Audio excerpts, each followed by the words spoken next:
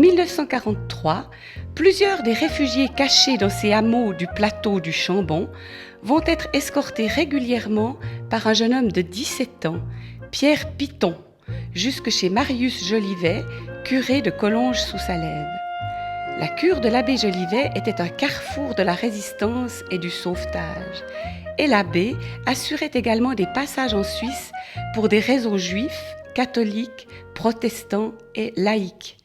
C'est la ferme d'Arthur et de Jeanne Lavergnat, située sur la frontière franco-suisse, qui deviendra alors un lieu de passage clandestin pour beaucoup d'enfants juifs.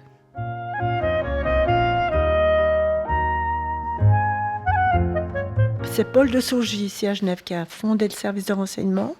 Et tout de suite, par le curé de Troisnay aussi, qui connaissait beaucoup de monde, on a fait partie de ce service de renseignement. On avait des documents, mais aussi les Français transmettaient des documents. Alors, toutes sortes de gens passaient, entre autres, ici.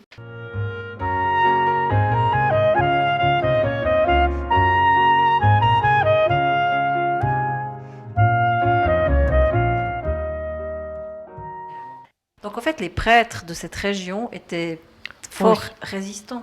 Oh oui, ils ont fait beaucoup.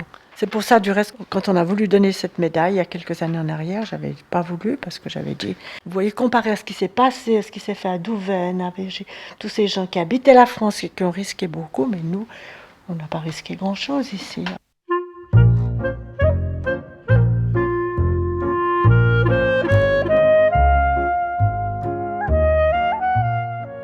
On n'a jamais pu avoir de contact, nous, avec les gens qui ont passé. Il y en a quelques fois qui ont passé, qui ont tiré une photo comme ça, mais parce qu'on n'a jamais...